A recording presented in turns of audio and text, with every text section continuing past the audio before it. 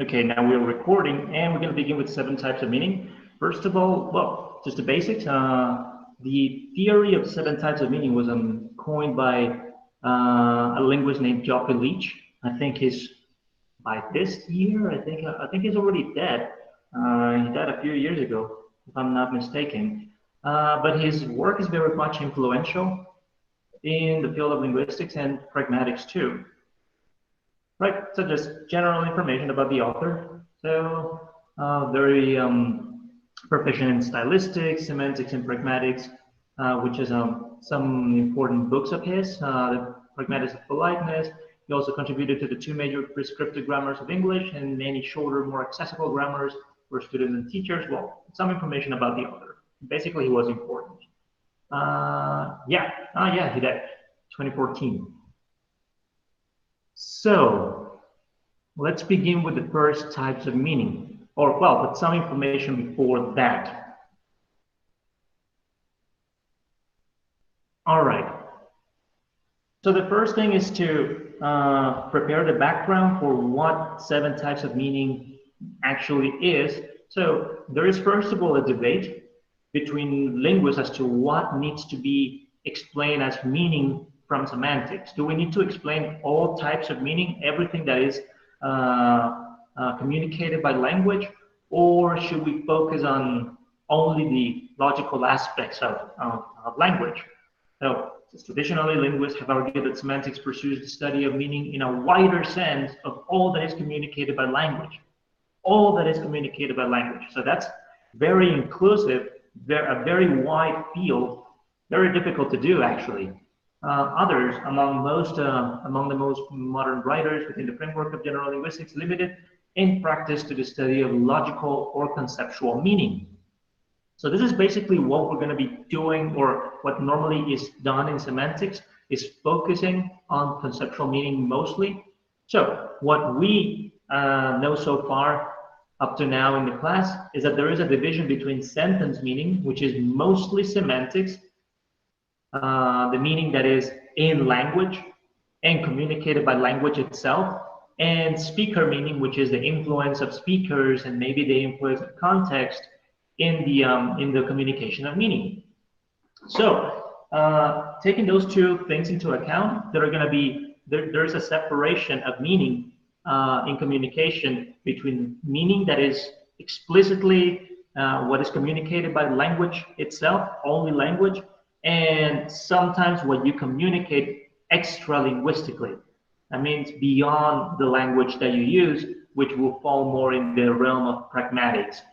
So in this work, the author is trying to give a fair view of everything that is communicated by language and how we communicate meaning by using language beyond the literal aspect of meaning.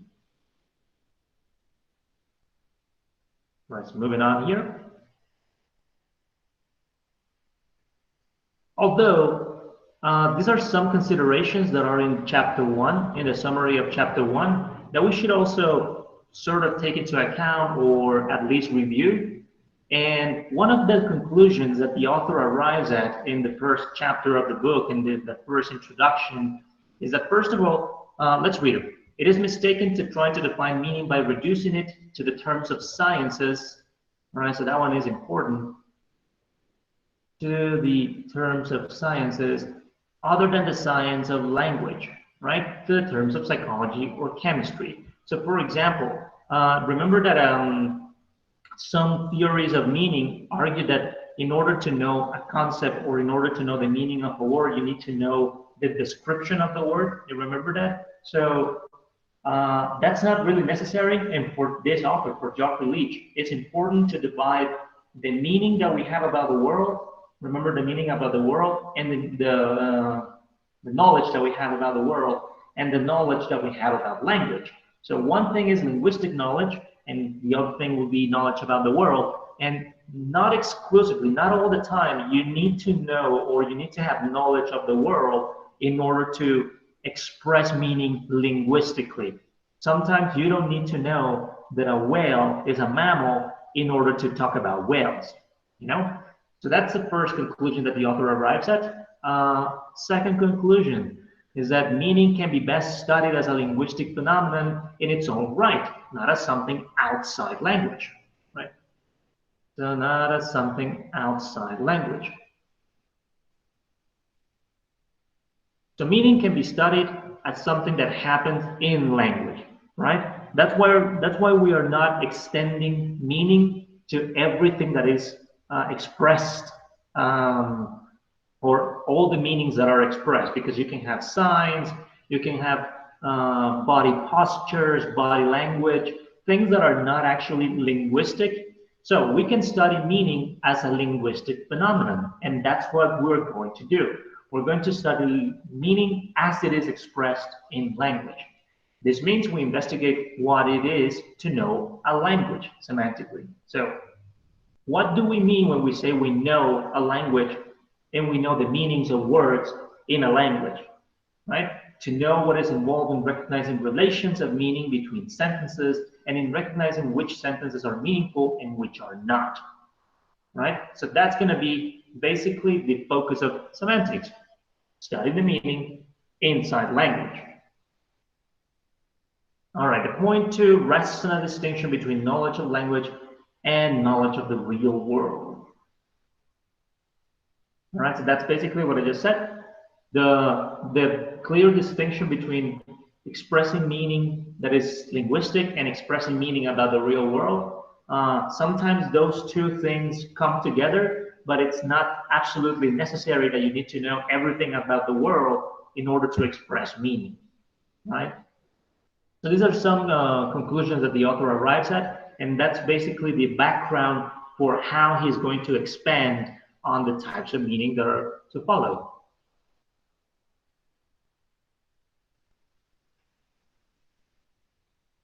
So I'm going to move on here for a second. By the way, if I'm moving too fast, just tell me in the comments, tell me in the chat, or open your microphone and tell me. All right, so moving on from this, language and meaning. So language is thought of as something that we know, right?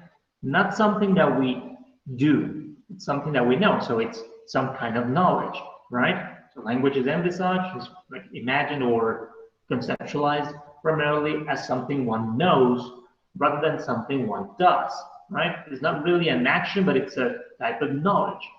And all right, speaking and writing are, of course, activities, but acts of speaking or writing or of understanding the speech and writing of others are not themselves the object of linguistic study.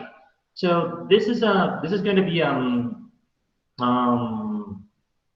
some opinions and positions that not every linguist is going to share. For example, sociolinguists in sociolinguistics, they don't agree so much with this because they tend to focus more on language as it is used. But from the point of view of semantics and the meaning that is contained in language, the only thing that we really need to describe is the meaning that is contained in the knowledge, in the linguistic knowledge, not so much in the actions, right? Not focused there. So the object is rather the unconscious knowledge that permits these activities to take place. So describing meaning and describing meaning in language is largely going to be related to how we conceptualize internally the world and the way we conceptualize language itself. So that's also why we need to talk a little bit about concepts and mental representations and how language is very much conceptualized internally. But this is just background. All right, so communication. Communication is basically it's a dynamic of coding and decoding. Well, in a very traditional perspective, language communication is that it's coding and decoding, coding a meaning and decoding the meaning, right? So between a speaker A and a speaker B, speaker A is going to code the meaning that he has, into language, is going to transform it into language, transform its meaning into language, express it phonologically, and then speaker B has to decode the message, right? This is something that you obviously, I think you remember from general linguistics, and you decode the meaning from the phonological perspective. You clear the phonological aspect, then you decode the meaning that is contained in those words. So in order to understand, basically, in order to communicate, is to understand the meaning that someone is trying to communicate.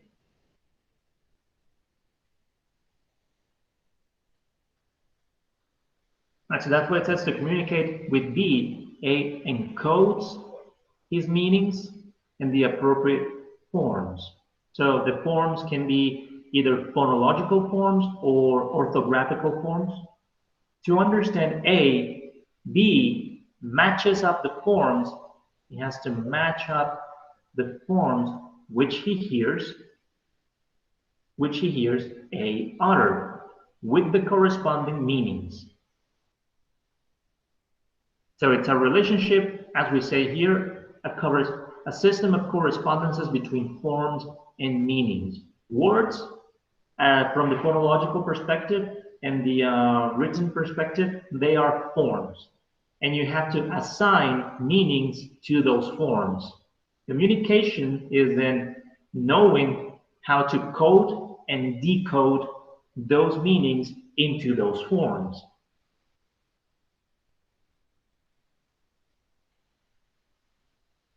So that means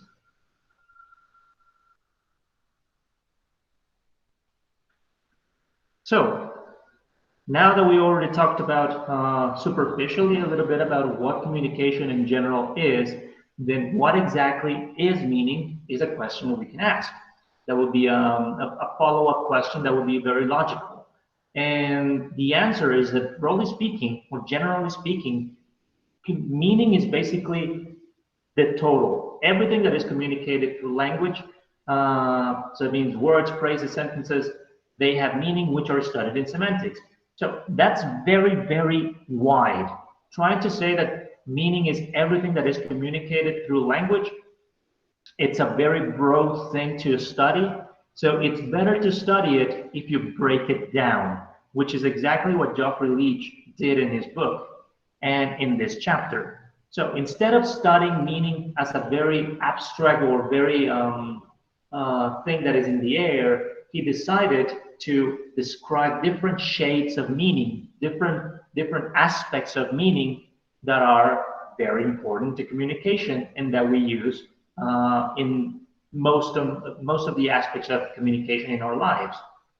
So then again, it's easier to study meaning if we break it down instead of trying to analyze a very abstract concept of meaning.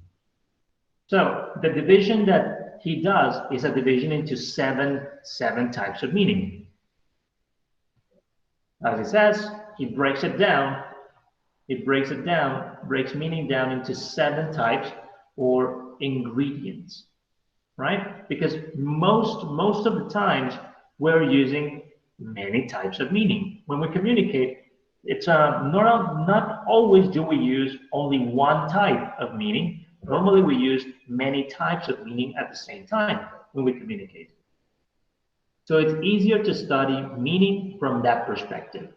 So first of all, language or meaning in language can be studied as a phenomenon by itself. We don't need to expand to other types of meaning that are expressed in symbols and signs and other things.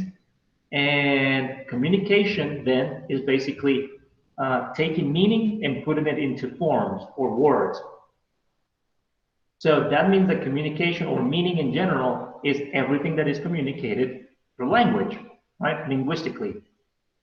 And that we can study it better if we break it down. So the first aspect or the first type of meaning would be conceptual or the denotative meaning.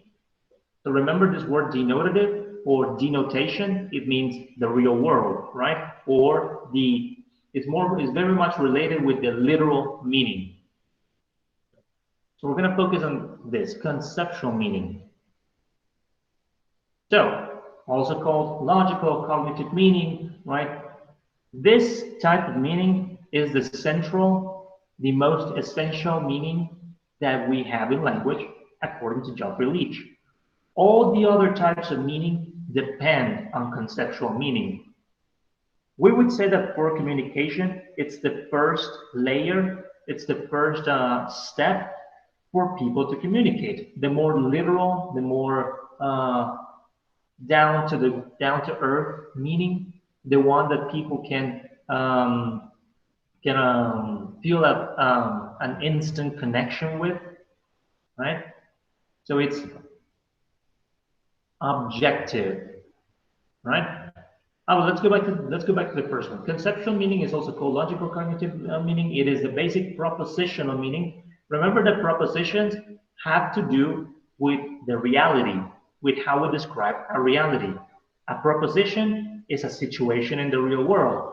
So normally, conceptual meaning is related to that, to real life, to meaning that is mostly literal or that belongs to the literal world, in quotations, literal world. So which corresponds primarily to dictionary definition. So the most common definition. All right, it is objective as opposed to other kinds of associated meanings. The conceptual meanings are the essential. As I told you, everything else is going to depend on conceptual meaning, is when we talk basically in a very literal way. So imagine a language that doesn't have conceptual meanings. Imagine a language that doesn't have literal communication. How would you communicate something, for example, a necessity, if you couldn't speak in conceptual terms? For example, what would happen if you had a toothache, like me in days before? If you had a toothache and you were trying to communicate that you have some kind of pain, say a stomach ache, or you broke your arm or whatever, and you're trying to communicate that, right? Try to do that in a language that is not literal. It will be very, very difficult. What you would like to do for more effective communication would be to communicate things literally. That's how most people are going to understand you, right? So that's basically conceptual meaning. Conceptual meaning, that is also called denotative meaning. Let's move on right here.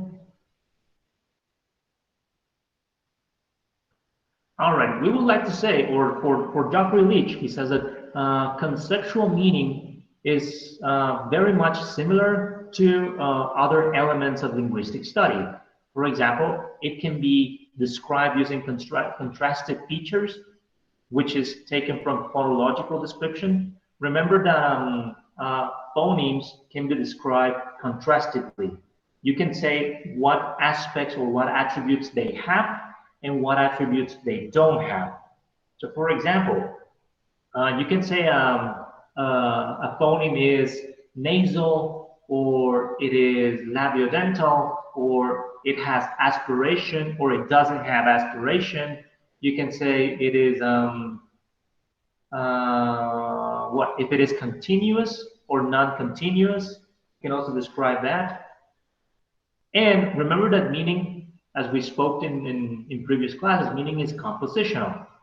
So that means that a sentence, for example, is going to be made of the meanings of the words or the components that the sentence has. So meaning also has some kind of structure that mirrors or is similar to syntactic structure. So for example,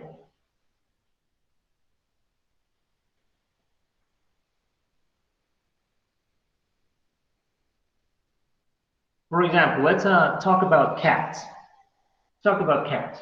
So when you think of the word, images, words, thoughts, and memories immediately become activated to provide you with the concept behind the three-letter word. Remember that all of this comes from talking about concepts, what a concept is.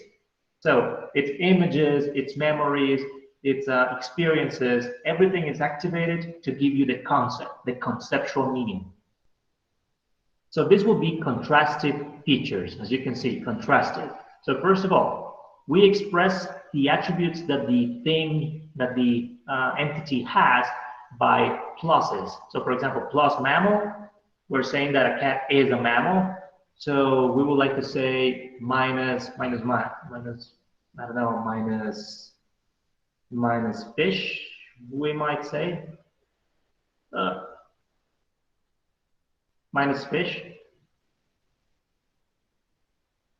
I surprise myself, I never get better at this.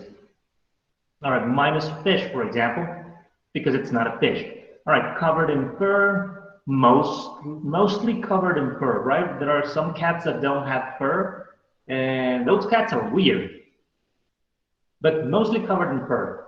They normally have whiskers, they are sleek and fast, they have great flexibility, they're not a dog, not a bird, not a cow, etc. It's contrasted.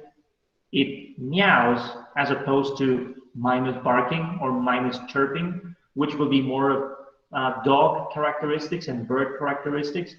Sleeps up to 18 hours a day as opposed to being very active.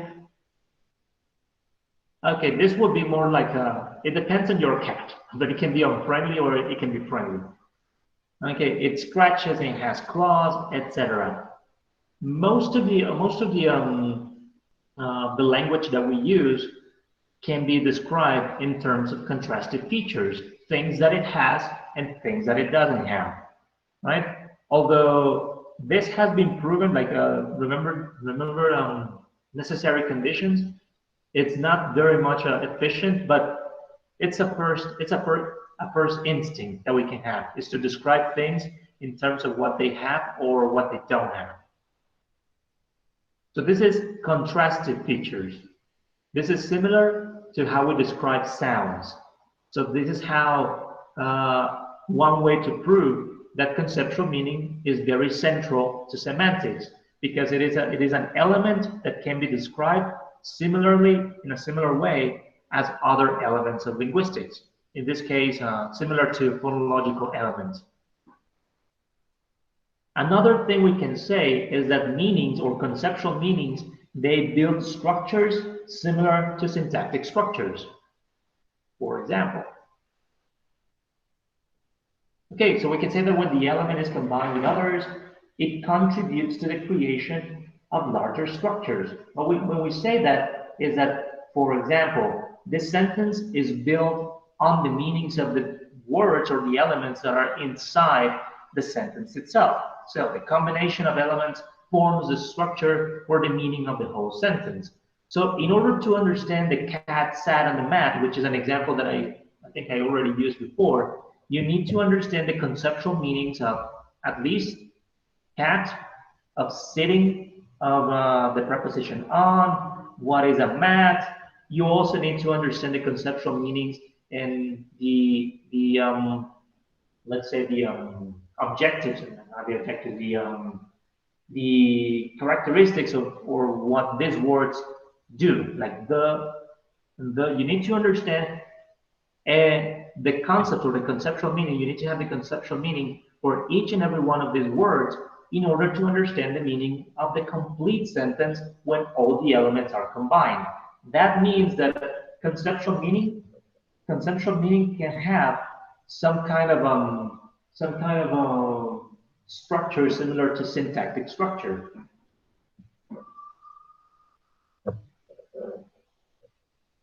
So going back again, I'm going to go back a few slides. All right, so as you can see, again, it has characteristics from other linguistic elements.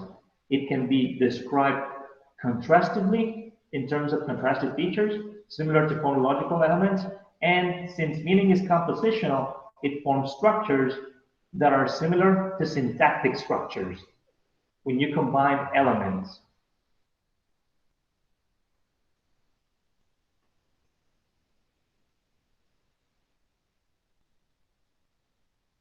All right, so conceptual meaning in a model of grammar. So the author, Geoffrey Leech, he says that basically, since language is traditionally viewed in these types of models, right? Now we have a phonological component, a syntactic component, a semantic component. Remember that there is an objection to this graphics, to these types of conceptualization, but for the most part, most linguists are going to still use these types of descriptions. So they're going to say that communication means that a speaker is going to encode, you see, is going to encode meaning. So here, this will be the unit that is made of conceptual meaning. The speaker is going to take conceptual meaning, transform it into a sentence, well, also transform it into words and pack it into sentences, and then send it phonologically. Then the listener has to, well, do the reverse. The listener is going to take the phonological elements, is going to recognize them, is going to decode the syntactic patterns of the message, and then unpack the conceptual meanings that are contained in the sentences. So without conceptual meaning, you basically cannot have communication, or at least not effective communication, communication that is described as linguistic, right? Communication as we have known to know it. Linguistic communication is impossible, basically, without conceptual meaning, because it is central. All the other types of meanings that we're going to talk about later depend on conceptual meaning, which is the core. Now, so moving on here. Okay, as we say, the other 6 types are, according to Leech, peripheral. So, peripheral is basically that they are outside the core. They are outside the central aspects. The center of basically meaning in language is the conceptual meaning.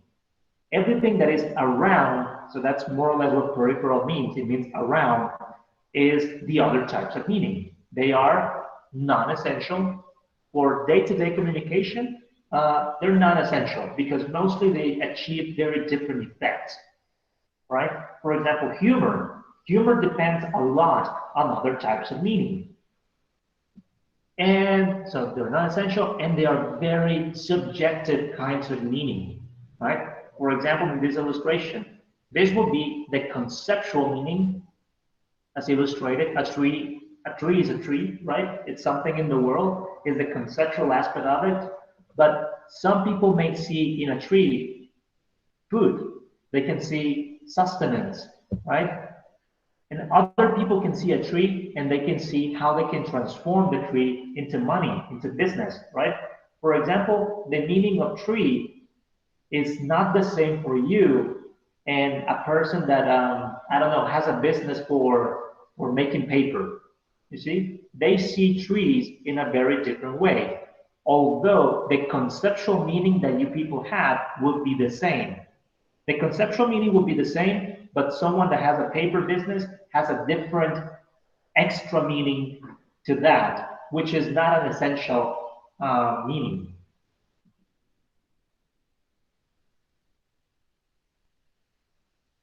All right, before we move on to connotative meaning, are there any questions so far about conceptual meaning? If there are, open your microphone, whatever, or ask me in the chat. No problem.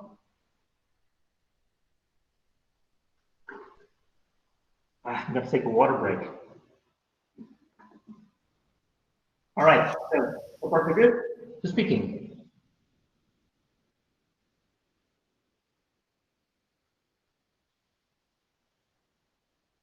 Someone open their microphone.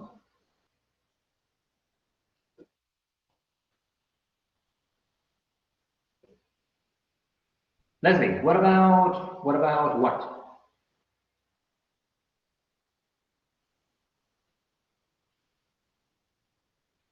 The hierarchical structure.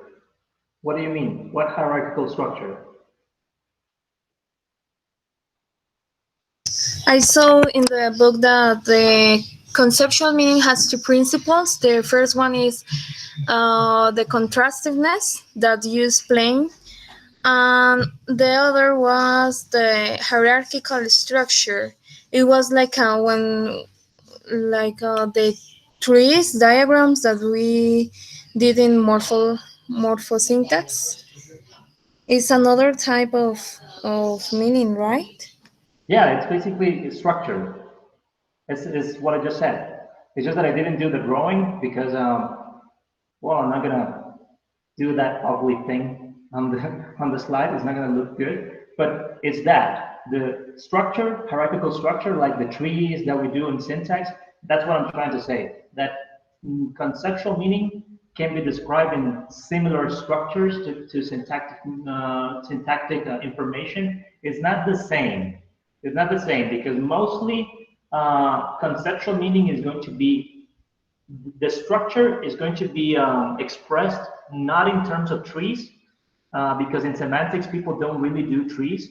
They create or they use language from the study of logic, which is like a sub-study in philosophy. A lot of the terminology from the study of logic is sometimes used in order to study conceptual meaning in semantics. But first of all, I'm going to be the first one to admit that I am not an expert at all in the study of logic. And for the moment, for this introduction, that's not going to be essential. The thing that we need to know, at least at the beginning, is that conceptual meaning has that type of structure. It is very similar to syntactic structure in terms that they are combinatory. Meanings combine with each other in the same way that um, constituents in syntax mix with each other to create a bigger structure. That's basically what you're telling me there. There is another aspect that he mentioned, but I don't think it's painfully crucial for the moment. All right, so moving on. All right, so connotative meaning. Connotative meaning is basically, it takes, first of all, it takes conceptual meaning as a basis, but it adds more value to the word according to the experience of the speaker, right? So it's a communicative value of a word beyond its purely conceptual meaning. So how something is defined by the real world experience of speakers and the associations, and this is very important, the associations that people create according to their everyday experience, right? According to that experience. It is unstable, it varies according to time, it varies according to the individual, and even complete societies. I'm going to show you how.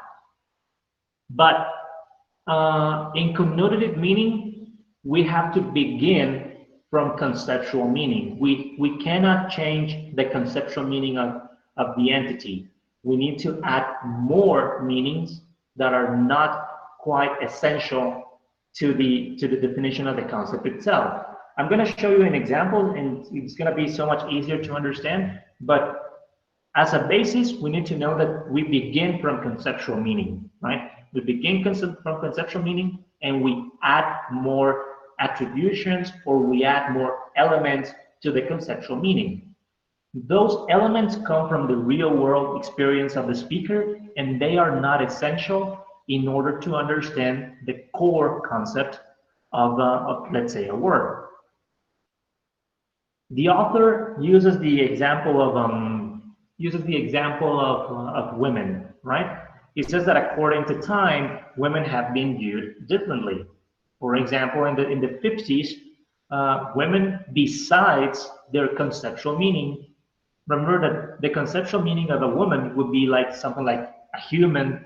It has different types of reproductive organs.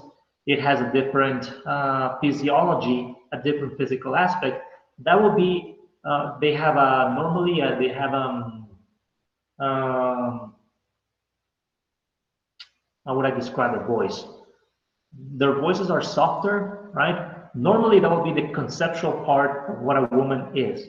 But the connotations, the connotative meaning, what comes from experience would be, let's say in the 50s, before you kill me, is that women are supposed to be in the kitchen, they're supposed to know how to cook, they're supposed to know how to take care of kids, they're supposed to be in the house cleaning and stuff. Remember, I'm talking about the 50s. Don't get angry, right? They gossip a lot. They talk a lot with their neighbors. That's from connotative meaning. You see, it takes the conceptual meaning as a basis, and then it adds the element of experience. But since experience is so different from according to times and according to societies, it is very unstable. This I believe is a very important word. It's unstable. It's not the same. I would say it's not the same year to year. Connotations can change drastically. For example, what would be the connotation of a man 50 years ago? It would be that a man, besides the conceptual meaning of a man, if I say man, you have a concept of what a man is. It's a human. It normally has short hair, right? Has a beard. He has some kind of musculature. He is defined by having a stronger, deeper voice. He has some types of reproductive organs, etc. That will be conceptual. But connotative meanings in the 50s, let's say 50 years ago, and I'm trying to be very extreme. I know that some cases it still exist of this behavior, but men in those times are viewed as as being always right, as the ones that make decisions, as the head of the house, the one that brings the money to the house, the one that works, that is supposed to have a job, right? But if you contrast that with the connotations of men today, it would be very different, right? A lot of the times people have different connotations of men. For example, they may say that men are irresponsible, they're immature, that sometimes they don't take care of their kids. Sometimes they rely on the women a lot. Some people just don't have jobs and they expect to get their sustenance from women.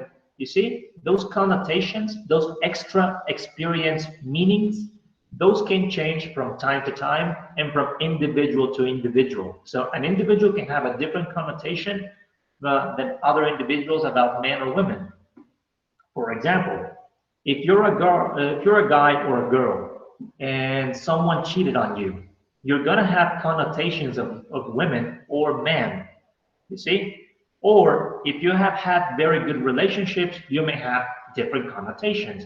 But those aspects of the meaning are experiential. They come from your experience. All right, so connotative meaning adds information beyond the conceptual meaning without totally changing it or erasing it. So, for example, a woman is still a woman, a man is still a man. It's just the extra meanings that we give to them.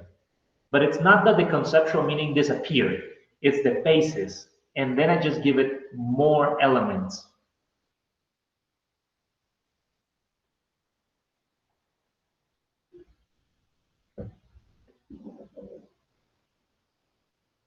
All right, moving on for the moment.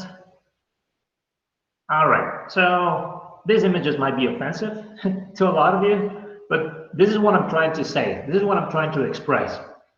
Old images, 50s images of women, this would be the connotations.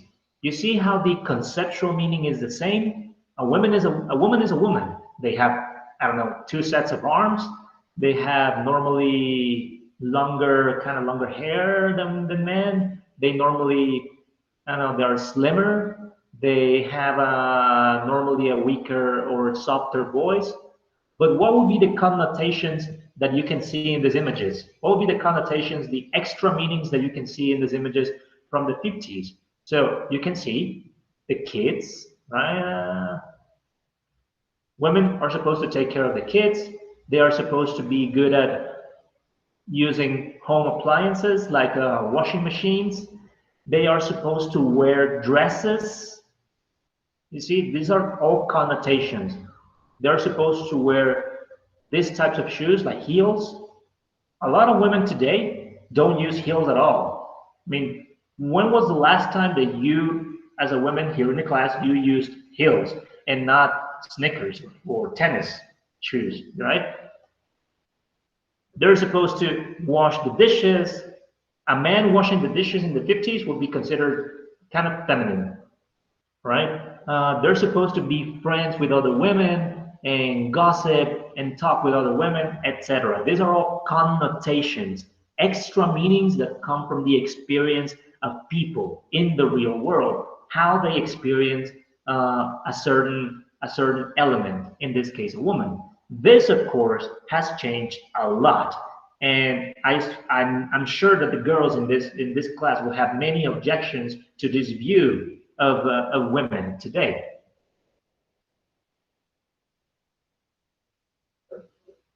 Okay, so I'm just gonna go quickly through here. So what is a woman? This is basically what I've just been saying for the last few minutes. The purely conceptual content of woman. It's a human, it's female, it's an adult, right? Dictionary definition, normally woman is a noun, it's an adult female, right? But this will be the connotations. This right here will be the connotations. I'm gonna change color for this one. So this will be the connotations.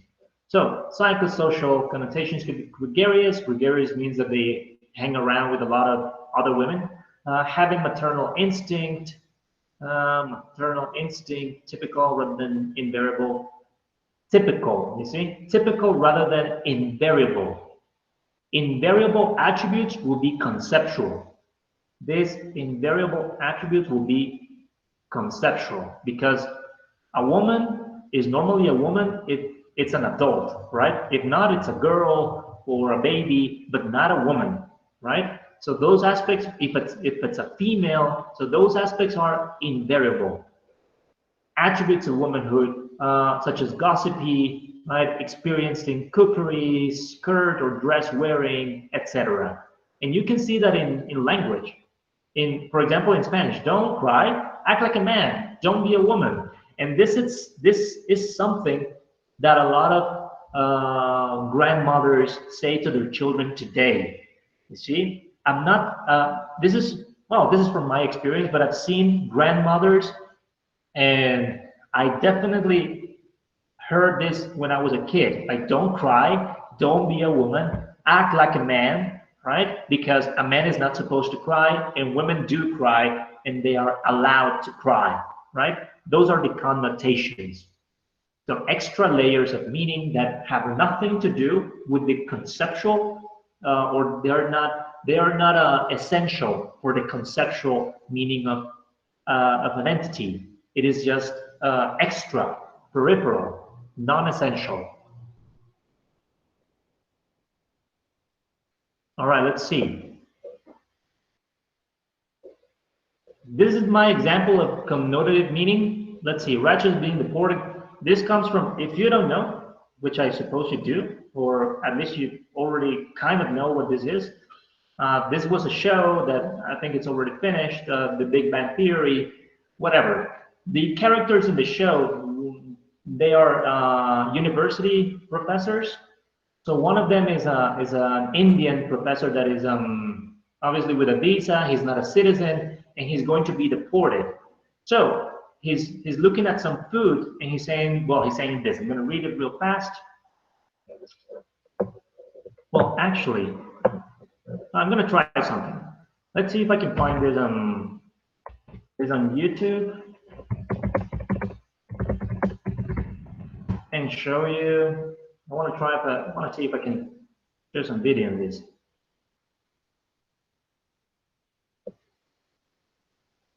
Well, if I find it.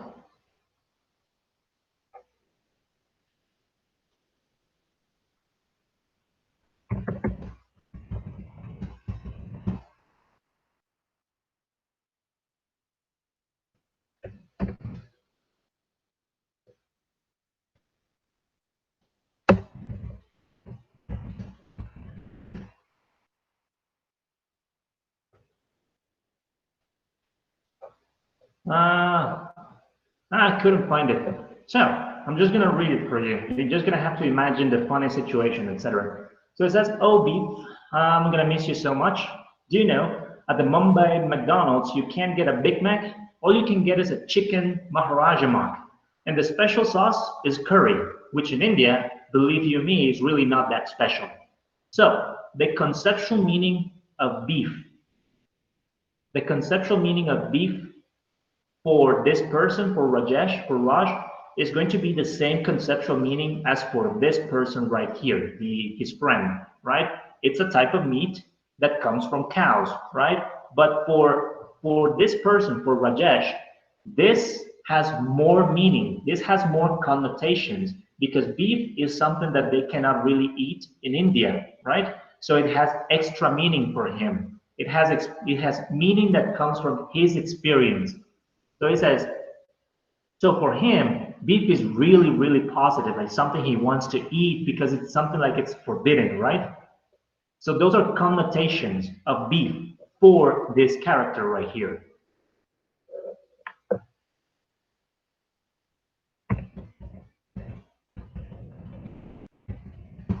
And if we keep reading,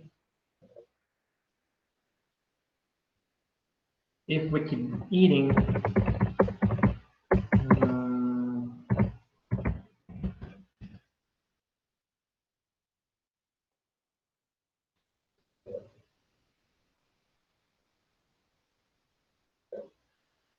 all right, following here, you can get a Big Mac. All you can get is a chicken Maharaj Mac.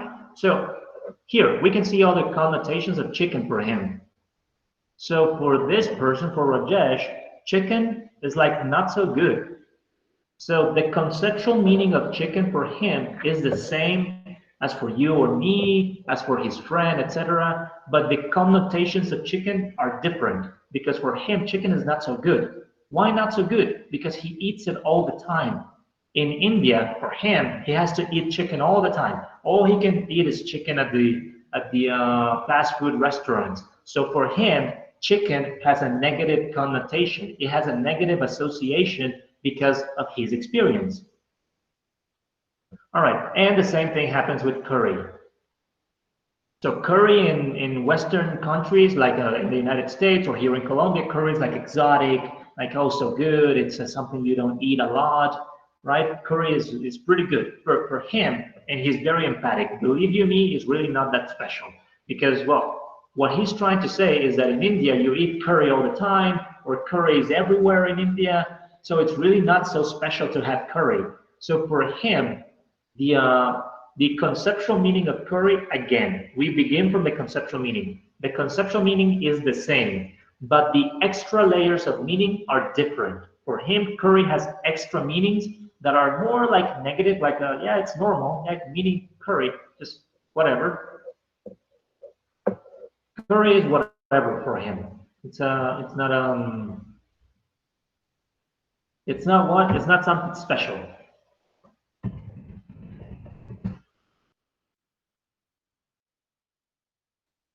All right.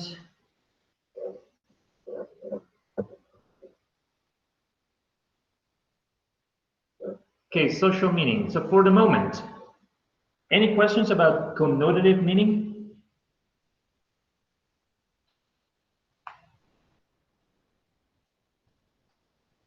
So far, so good? All right. Just remember, this is basically what I'm going to ask you to do later when you have to do the assignment for the midterm, is basically look for a video that in which you can find these types of meanings. So this is something similar to what you will have to do. But we can talk about that later. All right, social meaning. And social meaning is basically the meaning that is expressed that contains the information about the social situation or geographical. When I say social, it can be status, it can be colloquial, it can be elegant, it can be educated, or it can be very, very rude, right? So Or we can also mean, by social, we can also mean geographical locations.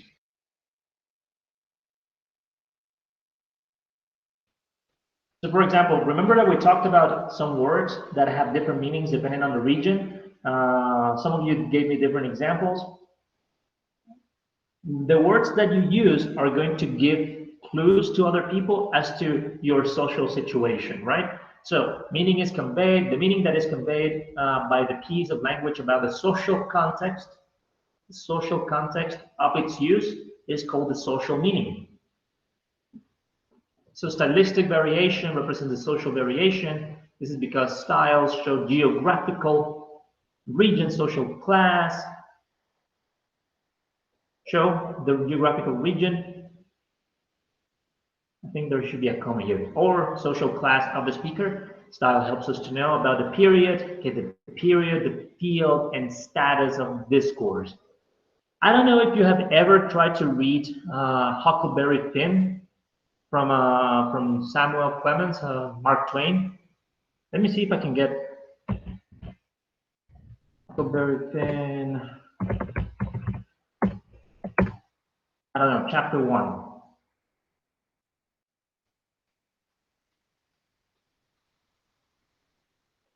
You'll see how weird it is. I don't know if you've ever tried to read that book. I have, and oh my god, it's kind of a nightmare because it's so difficult.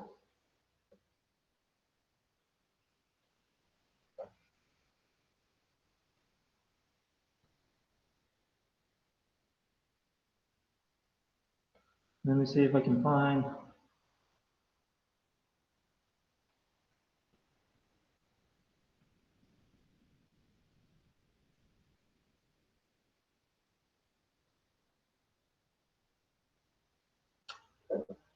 Well, I'll show you later.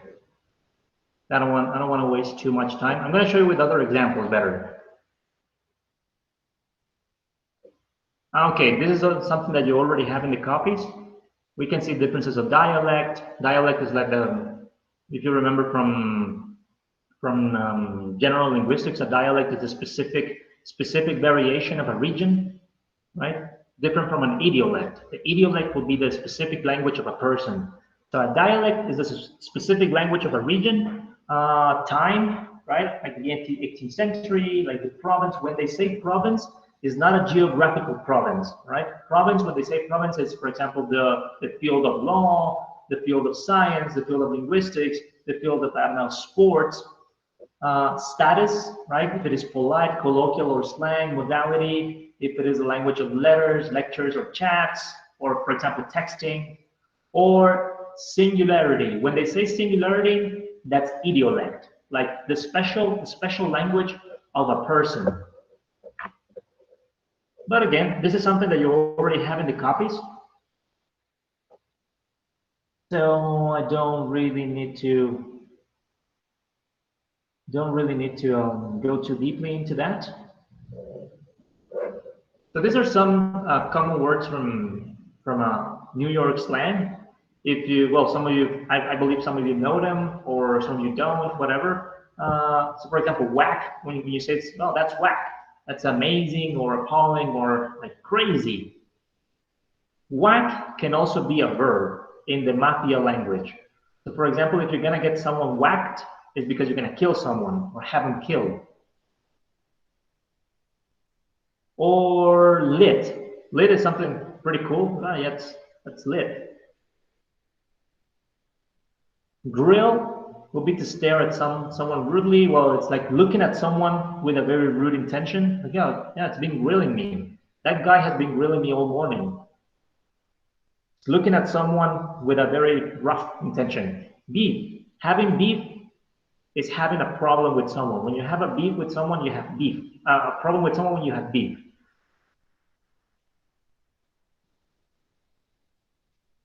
And you can also use it as a verb. I've been beefing out. I've been beefing out with my girlfriend this few days. Oh, I'm giving you personal information. All right, Bridge and Tunnel is someone that is from New Jersey, right? Bridge and Tunnel. Remember that New York and New Jersey are just like a concentration of islands. So they are joined by tunnels and bridges. So when you say someone in New York, if you say that someone is bridge and tunnel, that's a bridge and tunnel, or he's a bridge and tunnel person, it means that they're not from New York, they're outside. A bodega is a convenience store, like a regular store where they sell crappy food, etc. It's a bodega. So these words right here, they express some kind of colloquial meaning, right? Slang. They are mostly language of individuality. Some people use it. And also we can say that they express dialect because it's a very special way of New York people to speak. All right, let me show you another example.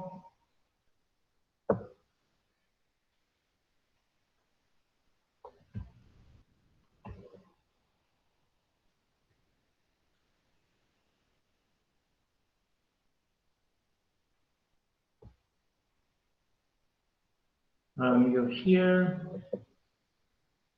All right, I've never tried to show video, but let's see if I can do this one.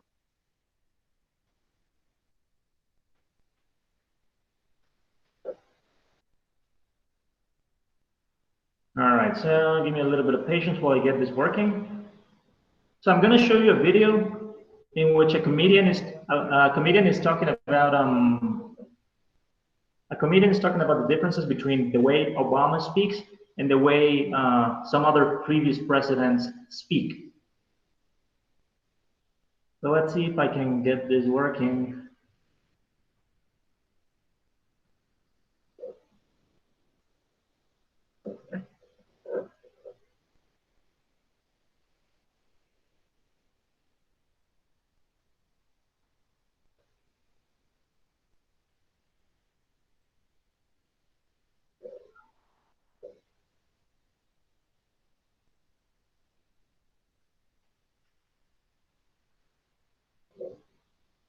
All right, so let's see.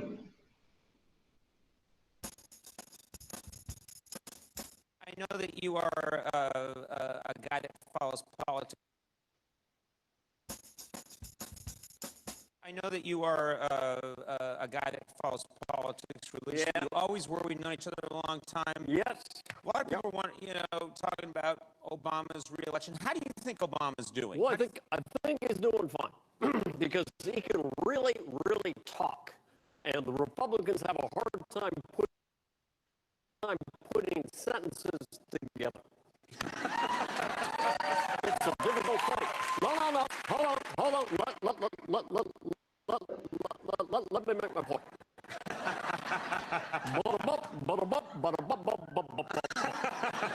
It's a feather in America's cap that we went from W to Obama because you couldn't think of, W's like, yeah, yeah. And he was a plain-spoken man. Remember when he famously said, "We got evil doers." That's kind of brilliant. We got evil doers. I can't say any more big name. The doers. And evil doers like to do evil. Now, Obama is incapable of being the Harvard genius he is, There are people in the world who wish to do us harm. You mean evildoers? No capisci, fancy talk. But you could put him up. I mean, he's an intellectual. I mean, Clinton had a great phrase. Remember that one? I feel your pain. I do. I feel your pain. Obama would say something like, when I see that you're having a period of discomfort, I can experience compassion. What in the God's name? Now, Reagan, we're going back in a little time. Ronald Reagan was president in the 1980s for all you kids. Remember when he went to the Berlin Wall and he said, he was very plain spoken. Mr. Gorbachev, tear down this wall. That was very clear. Very dramatic Obama and clear. would say something like, we believe that barriers of any kind act as an obstruction to people's good relationships. What the are you talking about?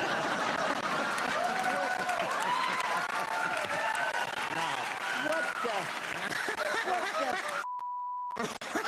Ronald Reagan would not have There's said that. nothing better than Ronald Reagan swearing. Really? You know? What the are you talking about? There's nothing greater in all of comedy.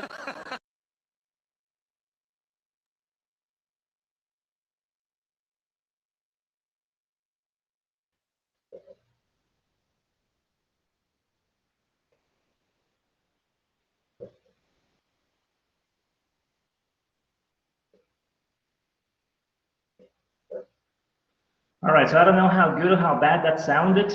Maybe it was very choppy. I don't know. Tell me in the chat how good or how bad that was, because it's the first time that I share video on YouTube, and I don't know. It's in my computer. It started to sound really rough, so I had to lower the quality of the video. Just do me a favor and tell me if it was horrible, so I'll never do it again.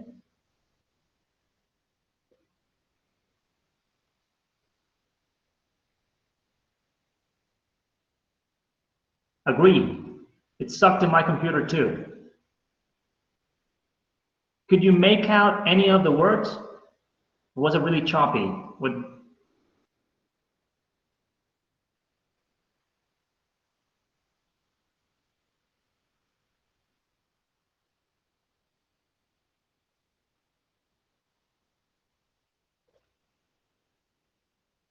right, so tell me about the audio. I know that the video was horrible, I suppose, very slow and choppy, but what about the audio? Could you make anything of the sounds? Could you hear any of it?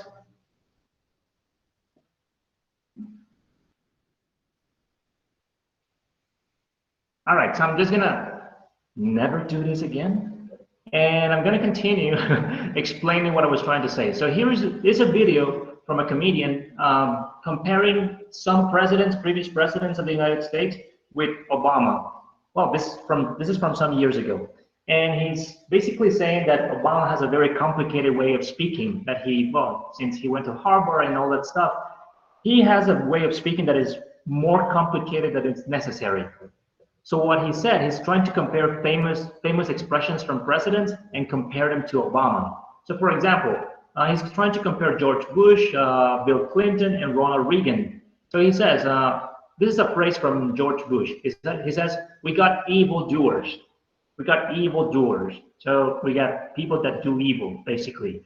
He says that Obama, being so intelligent and articulated and stuff, it's impossible for him to talk so simply. So Obama would say, there are people in the world who wish to do us harm. See?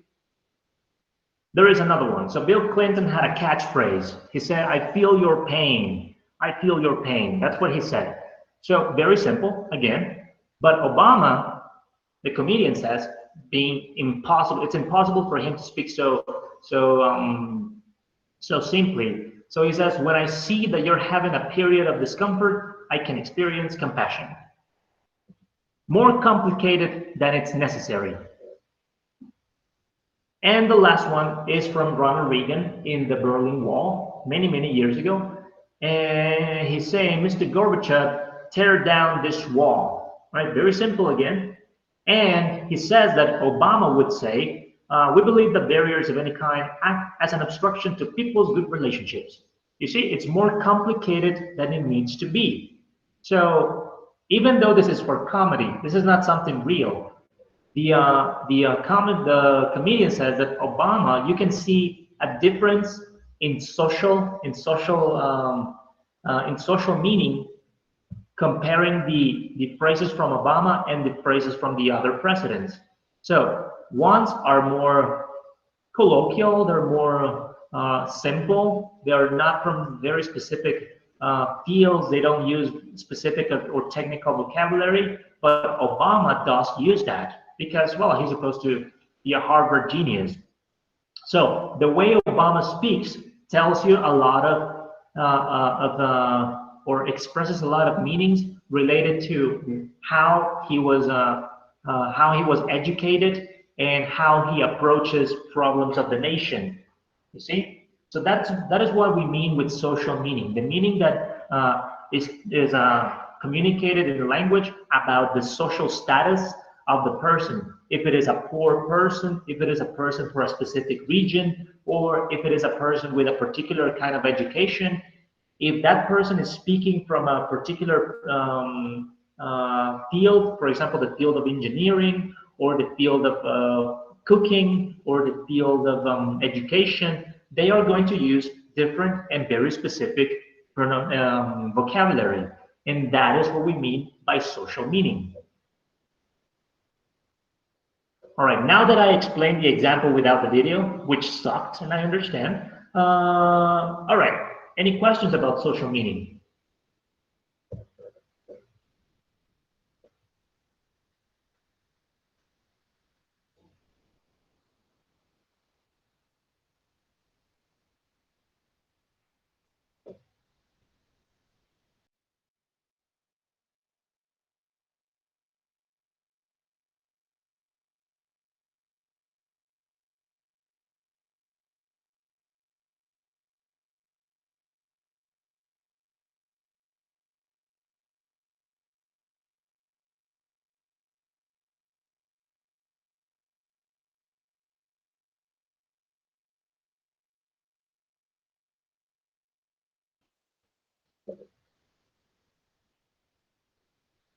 All right, no.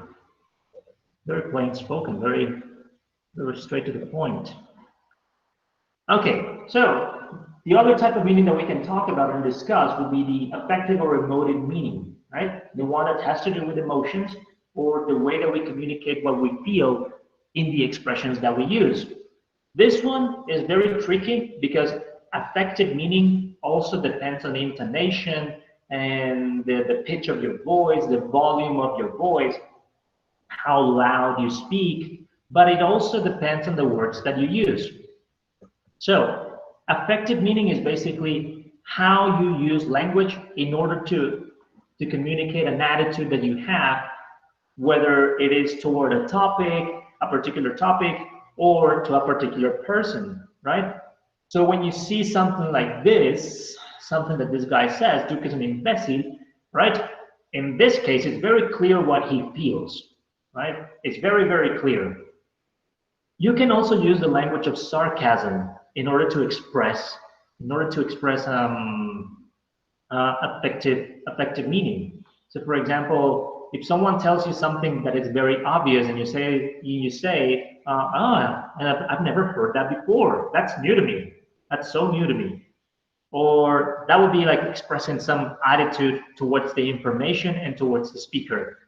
Or, for example, when you hear a song, this is something that I do all the time. I hear a song that is very old, and I'm like, this is the very new song that came out last week, right?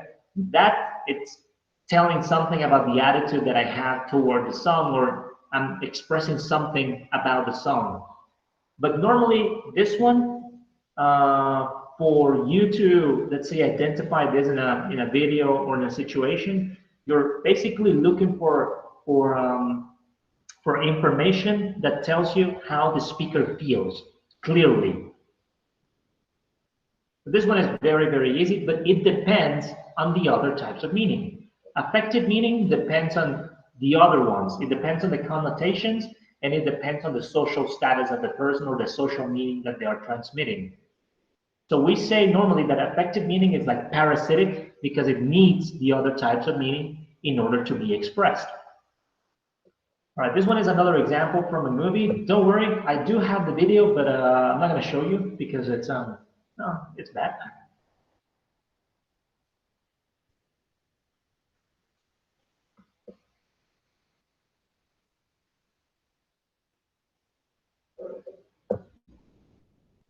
All right, how about this? I'm going to do something. I don't know if you're using your cell phones to watch this or your computers. I'm going to send you the link, and let's see if you can follow.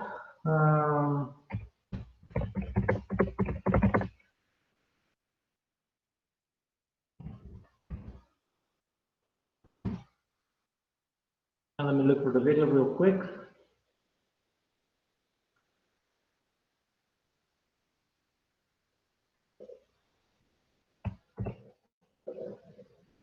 All right, I'm going to send you a link.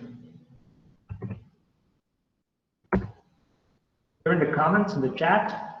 I'm gonna give you, let's give it 3 minutes. I'm gonna give you 3 minutes to watch it. It's very short, and it's from a very old movie from Adam Sandler. And you're gonna see what I mean with this expression. The person that is speaking is it's gonna speak at the end. He's gonna express really clearly what he feels through language, even though his emotions, his physical emotions, and his attitudes are not so emotional. He's not being so emotional, but what he says is very, very clear. So I'm gonna shut off my mic. I'm gonna give you 3 minutes to watch this video for the ones of you who can watch it.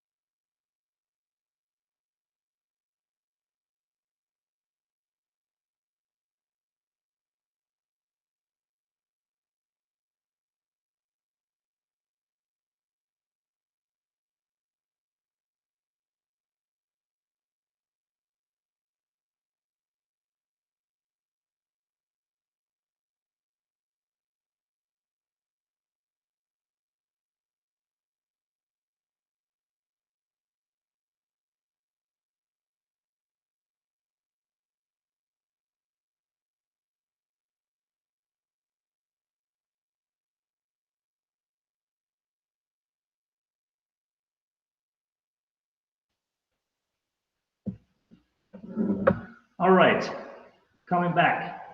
So, as you can see, if you watch the video, the, I don't know, is this a judge or something, the moderator at the end, is not really effusive, he's not enthusiastic with his emotions, he's not like being angry or anything. It's just that what he says is so clear as to what he feels.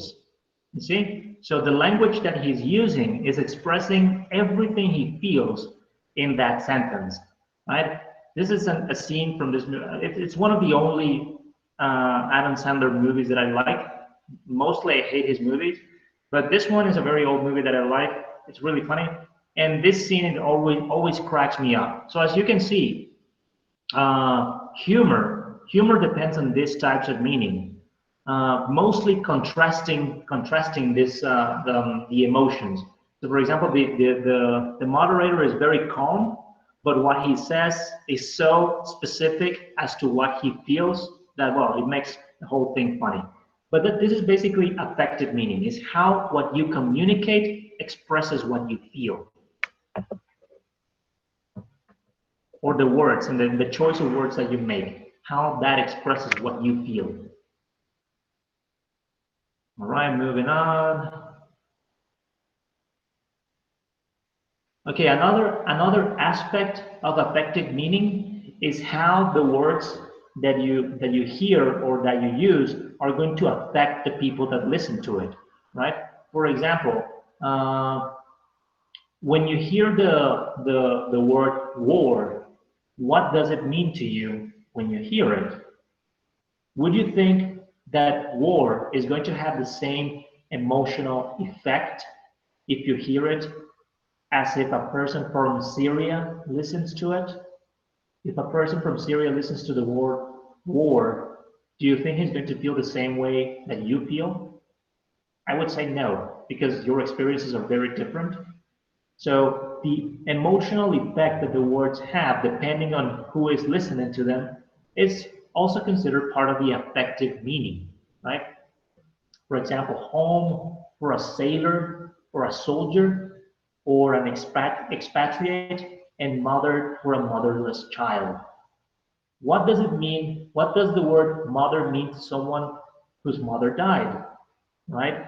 What does mother mean for someone whose mother is not very nice, as opposed to someone who loves their mother? You see, the emotional response to some words is going to be different depending on the person.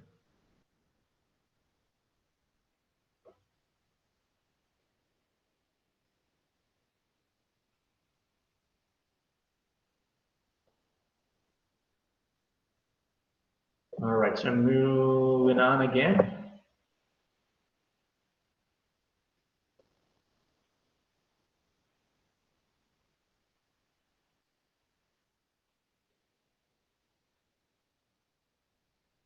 Remember that I'm recording this class just in case I don't know, you like to go back for some of these slides. Okay, reflected meaning. And reflected meaning is a part of linguistic meaning that has to do when a word has more than one sense. And this is why it is important to know a little bit about sense and what sense is. So remember that sense is like part of the meaning of a word, and that a word can have many senses.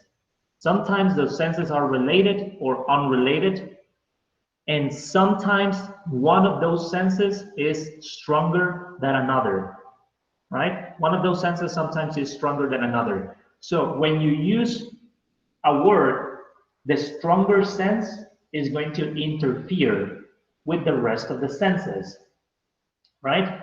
So let's look at the image.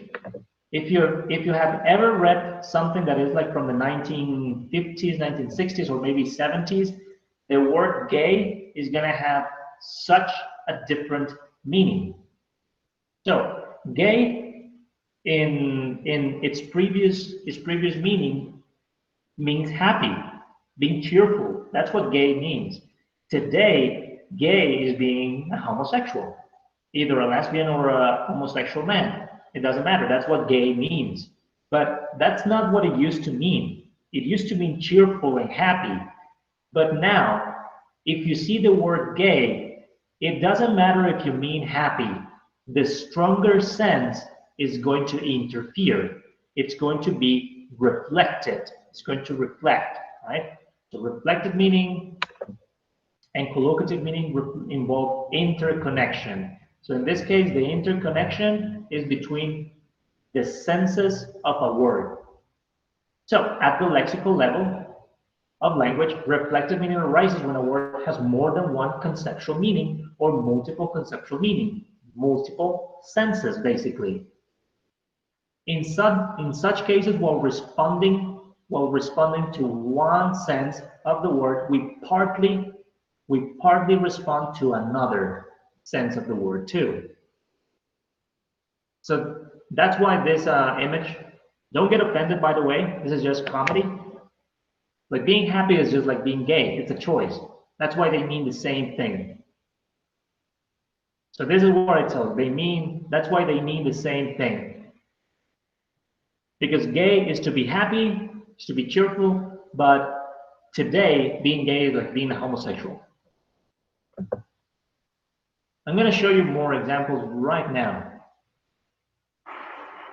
All right, so reflective meaning can be seen a lot in the language of sex and sexual innuendo, what we call what you people, not you people, us, like I'm different, like what we call double meaning in Spanish, right? Double sense, which is what we translate in English as innuendo.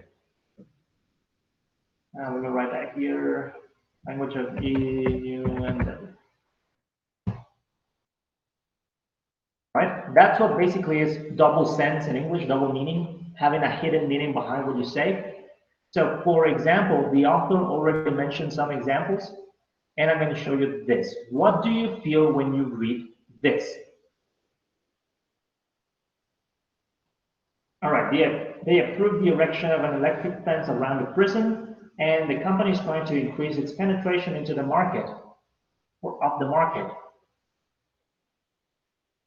Okay, so real talk. We're all adults here. Tell me in the comments, tell me there in the chat, what are some words in these two sentences that feel weird or that give you some kind of meaning or some kind of interference that you were not looking for? Something that doesn't belong to the sentence, a meaning that doesn't belong to the sentence. What are some words in these two sentences that give you that feeling like, ah, this is kind of uncomfortable?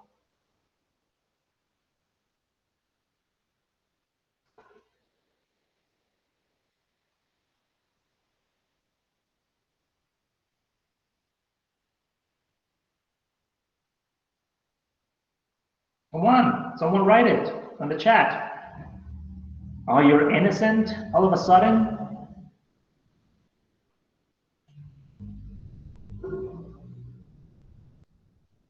Yes, penetration. All right, good. One brave woman in the class. So yes, I was hoping that these two words would give you a feeling of being uncomfortable. Like these words don't belong here, right? So an erection is when you lift something up, like a building too. That's one of the meanings of erection. And penetration is just like going into something, right? Those are the general meanings of erection and penetration. But the sexual meanings of erection and penetration are today, they are so strong that they interfere. They interfere with the other meanings. So when you try to use these words in an innocent way, there is something in your mind that tells you that there is something wrong, right? Because the other meaning, the sexual meaning, is trying to interfere because it is a stronger meaning. That's why we have the word rooster today, and we don't use the word cock to talk about an animal, because that word is taboo. It's like for sexual language. So you're not supposed to use it in everyday situations. At least not if you're a polite person.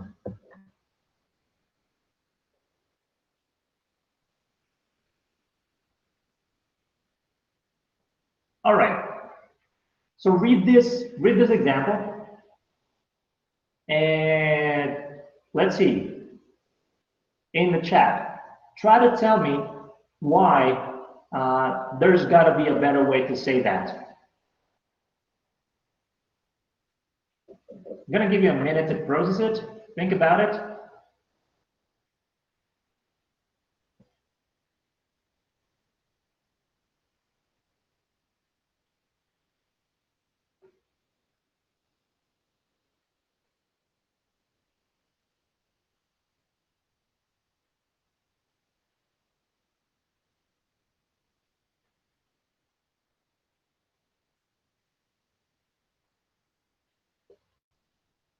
By the way, Arrested Development is also a comedy, and this is like a situation, comedic situation, but the comedy, the humor depends very hard on the double meaning of something that is being said here. So I don't know. Any guesses?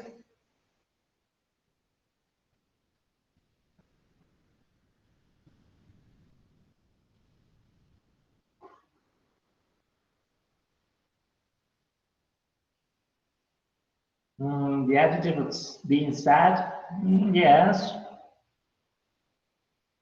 But in this situation, just let me tell you, it doesn't refer to being sad. Being blue means being sad, but okay, Cesar and Leslie, you got it. Blue, because it sounds very similar to blue. And what's wrong with blue myself? What's wrong with this blue? What's wrong with it?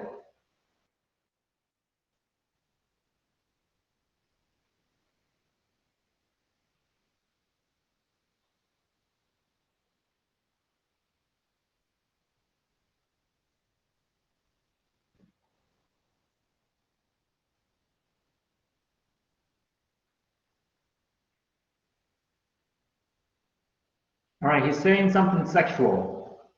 What is that something sexual? I feel like I'm perverting you people. Thank God most of you are of legal age.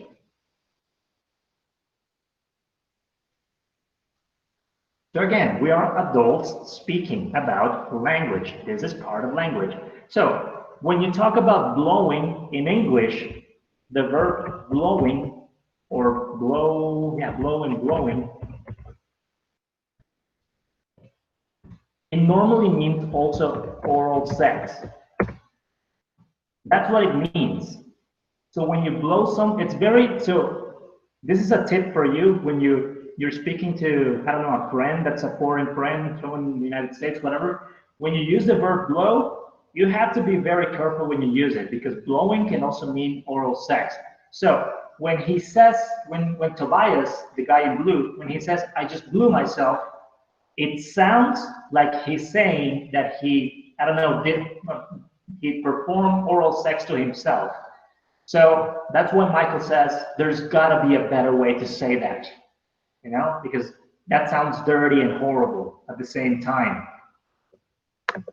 So as you can see, this is an extra layer of reflected meaning because this is taking the word blue not from the conceptual level. We're taking the phonological aspect. We're taking the phonological aspect of blue, which sounds very similar to the verb blow in the past tense, blue. But this is reflected meaning because blue myself, when you hear it, the sexual meaning is going to come into play and is going to interfere with what you're trying to say. The situation is giving you the answer, but if you just listen to it, I'm afraid I just blew myself. It sounds horrible. It sounds weird.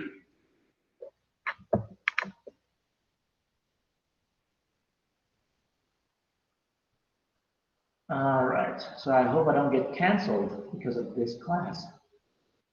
So moving on. Collocative meaning. All right, so collocative meaning has to do with what we call collocations. Collocations in English are basically when two words come together. They are similar, by the way, they are similar to phrasal verbs, but they are not phrasal verbs because phrasal verbs are combinations of verbs and prepositions, very specific combinations. A collocation it's more than that. For example, it can be a combination of an adjective and a noun or two nouns that come together. So when two words come together, the combination of those two words is going to give them a new meaning or an extra meaning that we call collocative. So for example, okay, so let's read this quite quickly. Collocative meaning is a meaning which a word acquires in the company of certain words. In the company of certain words. Words collocate or co-occur with certain words only. Meaning refers to associations of a word because of its usual or habitual co-occurrence with certain types of words. Like pretty and handsome indicate good looking, but pretty, for example, is only for girls, and handsome is only for men. So when you say handsome, you normally know that it's talking about a man, even though the conceptual meaning is good looking, just the same as pretty. For example, you say a strong tea and not a powerful tea or powerful copy. When you say a strong T, the meaning of strong is not physical strength. You see, it's not something physical. Is a taste. Is that the taste is very dark, is very black coffee, right? A tall tree means height, which is not the same as a high tree, right? Which would be, well, it has its own implications, right? Heavy rain. When you say heavy rain, it doesn't mean that the water is heavier. It means that it's a lot of rain, right? It's raining very hard. But if you say a weighty rain, oh, that doesn't feel the same. They don't mix together. When you say a rich taste, is not the same as a deep taste. They don't collocate. So when you say rich taste, it doesn't mean money. It doesn't mean that a taste has money. It's that the taste is very complex. It's very dense, right? It's very rich. So for example, a cheesecake, it's a very rich dish. A big mistake is not the same as a large mistake. And I'm going to talk about big in a second. So a big mistake, it's like the proportion. Like the proportion of the mistake is big. But it's not the physical, it's not talking about the physical size of the mistake. Great fun, like we're going to have great fun, is not the same as big fun. And lastly, sweet dreams is not the same as nice dreams. You don't usually say nice, have nice dreams. No, sweet dreams is something you say. And the meaning of sweet, the new meaning, the meaning that is collocative in the presence of dreams is nice, like pleasant dreams. It has nothing to do with taste.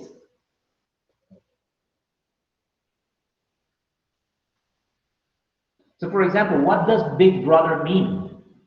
When you say, he's my big brother, it doesn't mean size. For example, you can have a brother that is smaller than you, and he can still be your big brother because he's older, right? So big has a different meaning when you pair it with brother, right? It means age, like he's my older brother. It's the same thing when you say it's my little brother. Little doesn't mean always size, because you can have a big little brother, you see? Someone that is bigger than you, but it's younger than you. The author gives the difference between tremble and quiver. For example, you tremble with fear, but you quiver with excitement. I already talked in previous classes about stroll and wander. Strolling is not the same thing as wandering, because when you stroll, normally you have pleasure in walking. And when you wander, you don't know where you're going. And which is the same difference between a scent and a stench. They are both smells, but a scent is something nice, and a stench is something horrible. For example, garbage has stench, but a perfume has scent.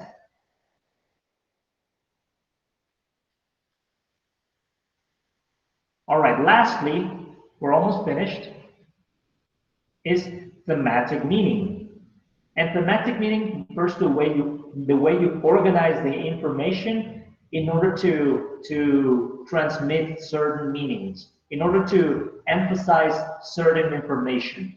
So for example, when you say, it's very obvious in the difference between active and passive sentences, right? When you have an active voice sentence, you are emphasizing on the doer of the action.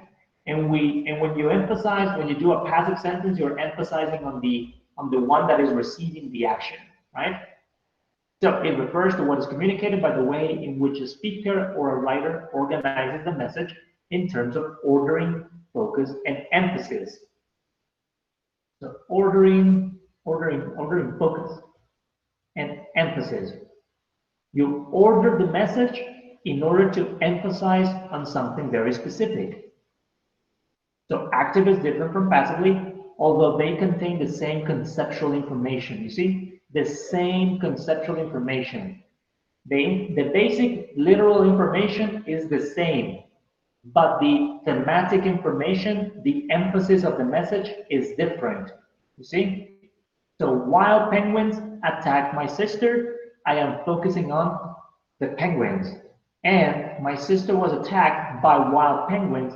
And this one I am emphasizing my sister as the one that is receiving the action.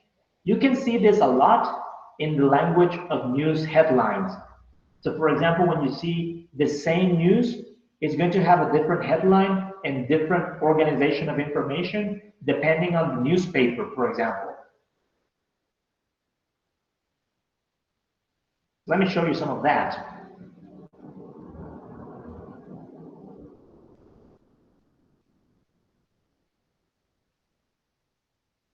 Okay, sentences or pairs of sentences with similar conceptual meaning differ their communicative value. This is due to different grammatical constructions or lexical items or stress and intonation. So, for example, if you hear this in the news, el ejército asesinó a 20 guerrilleros en zona rural del municipio. Es diferente de decir 20 guerrilleros fueron abatidos en zona rural del municipio. Aunque el significado conceptual es casi prácticamente el mismo, el significado temático difiere, porque aquí me estoy enfocando en el ejército, ¿cierto? Ellos realizan la acción, pero aquí estoy suprimiendo al actor de la acción. Entonces, diferentes noticieros o diferentes periódicos tendrían como diferencias en cómo ellos manejan la información dependiendo en cómo quieren mostrarle al público, digamos, culpables o quién es responsable o poner culpas. So that's one of the differences. And you can also see it in newspapers. I'm going to show you some newspapers from the United States talking about some different news. So for example, lately Donald Trump took away funding and money from the World Health Organization because he says that they didn't manage the COVID-19 crisis correctly, or the pandemic. So you can see from the New York Times, from the Guardian, and from the Washington Post, different ways to organize information. So it says, urged on by conservatives and his own advisors. You see, so the information emphasizes the advisors and conservatives. Trump targeted the WHO. His announcement that he would freeze the U.S. contributions. Okay, I'm going to focus on the headlines. So the headlines are focusing, in the first one, they are focusing on the conservatives and his own advisors, right? It's not his fault. It's the fault of his conservative and his own advisors. What about the Guardian? The Guardian says, what does the WHO do, and why has Trump stopped supporting it? So in this case, why has Trump stopped supporting it? You can see more clearly that this paper is more biased towards something else. They are placing the responsibility on Trump and not on the advisors. All right. It's not the WHO's fault that Trump didn't prepare for the coronavirus. And this is a very different way to handle the same type of information. And this one, they're being very clear as to who is to have the fault, who's to be the responsible for not preparing for the coronavirus.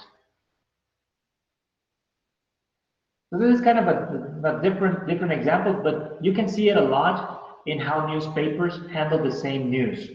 They are going to always give you different perspectives and different organization of the information.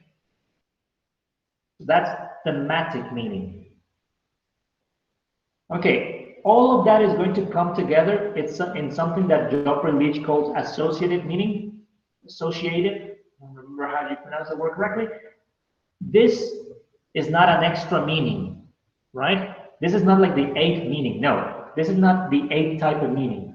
This is just the the summary of connotative meaning, social meaning, affective meaning, reflective meaning, and collocative meaning, right? Because all of these meanings need associations, cultural associations, associations, associations between senses, right?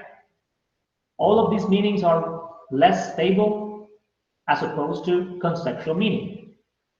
They are also different from thematic meaning because that is more related with syntactic structure.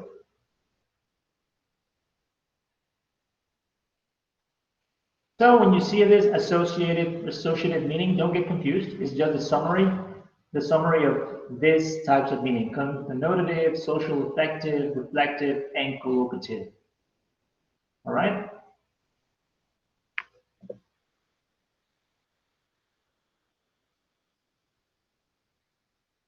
Okay, this is just the summary of everything. I'm not going to spend too much time on this because, okay, you already have this in the copies, but I'm going to show it here for the video. Okay, this is just some references, and that's it. So I know it's like 5 minutes to 11, so we're almost finishing the class. I'm going to stop recording right now.